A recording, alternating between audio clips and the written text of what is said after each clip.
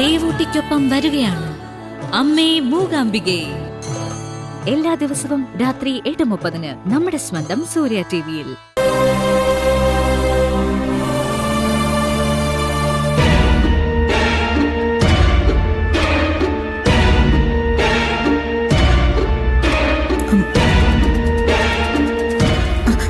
അമ്മേ പ്ലീസ്, എനിക്ക് അമ്മയോട് ഒന്ന് സംസാരിക്കണം. എനിക്ക് പക്ഷെ മാഡത്തിനോട് ഒന്നും പറയാനില്ലല്ലോ. അടുക്കളയിൽ കുറച്ച് പണി ബാക്കിയുണ്ട്. മാഡം ഒന്ന് വഴിമാറി തന്നെ എനിക്കങ്ങോട്ട് പോകായിരുന്നു. അമ്മേ, ഞാൻ പറയുന്നത് ഒന്ന് കേൾക്ക്.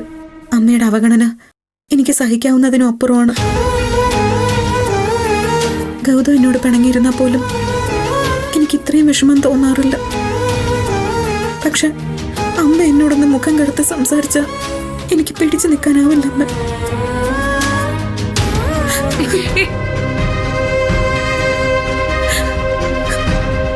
അമ്മ എന്നോട് ക്ഷമിക്കണം.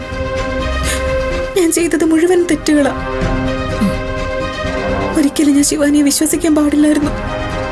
അവൾ ഇവിടേക്ക് തിരിച്ചു വരണമെന്ന് ഞാൻ ആഗ്രഹിച്ചത് അവൾ എന്റെ അമ്മാവിന്റെ മോളാണെന്നുള്ള പരിഗണന കൊണ്ടൊന്നും അല്ല. ഏതൊരു പെണ്ണായാലും അവളുടെ ജീവിതം തകർന്നു പോകരുതെന്ന് മാത്രമേ ഞാൻ ആഗ്രഹിച്ചുള്ളൂ. ഒരു നല്ല ജീവിതവും നല്ലൊരു ഭർത്താവിനെ നഷ്ടപ്പെട്ടു പോയി എന്നറിയുമ്പോൾ അവളുടെ മനസ്സ് മാറിപ്പോവെന്ന് ഞാൻ കരുതി. മാപ്പ് പറഞ്ഞ് ചെയ്ത തെറ്റുകളെ ക്ഷമിക്കണമെന്ന് അപേക്ഷിച്ചപ്പോ അത് സത്യമാണെന്ന് വിശ്വസിച്ചു പോയി. പാടില്ലായിരുന്നു. അവൾ ഒരിക്കലും നന്നാവില്ലെന്ന് അമ്മ ആവർത്തിച്ച് പറഞ്ഞിട്ടും അവളിൽ വിശ്വാസം അർപ്പിച്ചതാ ഞാൻ ചെയ്ത ഏറ്റവും വലിയ മണ്ടത്തരം. അമ്മയ്ക്ക് എന്നോട് ദേഷ്യമാണെന്ന് അറിയാം. പെട്ടെന്നൊന്നും അത് മാറില്ലെന്നും അറിയാം. പക്ഷെ ഇങ്ങനെ മിണ്ടാതെ നടന്ന അതെന്റെ മരണത്തിന് തുല്യമാണമ്മ. അമ്മ വേണമെങ്കിൽ എന്നെ വഴക്ക് പറഞ്ഞു, എത്ര വേണമെങ്കിലും തല്ലിക്കോ. പക്ഷെ എന്നോടിങ്ങനെ പിണങ്ങിയിരിക്കല്ലേ അമ്മ. എനിക്ക് എൻ്റെ അച്ഛനെ കണ്ട ഓർമ്മയില്ല. എനിക്ക് എൻ്റേതെന്ന് പറയാൻ ആകെ ഉണ്ടായിരുന്നത് എൻ്റെ അമ്മയും അമ്മാവനും മാത്രമാണ്. പക്ഷെ അവരെ വിട്ട് ഇവിടേക്ക് വന്നതിന് ശേഷം എന്തിന് അവരെ പോലും ഞാൻ മറന്നു. എൻ്റെ പെറ്റമ്മയെക്കാളും മുകളില ഞാൻ ഈ അമ്മയെ കണ്ടത്.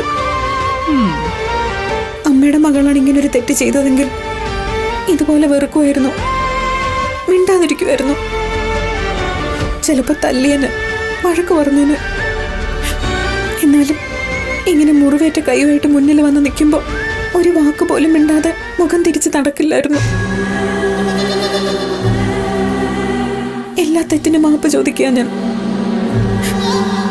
അതല്ലാതെ എന്ത് പ്രായശ്ചിത്വം ഞാൻ ചെയ്യേണ്ടതെന്ന് എനിക്കറിയില്ലമ്മ.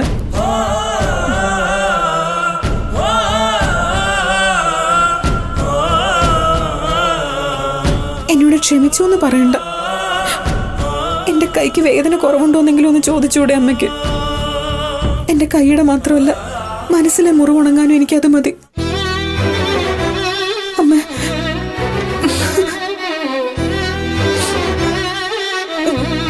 ഗൗതം എന്നോട് ദുർമുഖം കാണിച്ച എത്ര നാൾ വേണമെങ്കിലും ഞാൻ പിടിച്ചു നിൽക്കും. പക്ഷെ അമ്മയുടെ ഈ മുഖം കണ്ട് അധിക നാൾ ഞാനിവിടെ ഉണ്ടാവില്ല.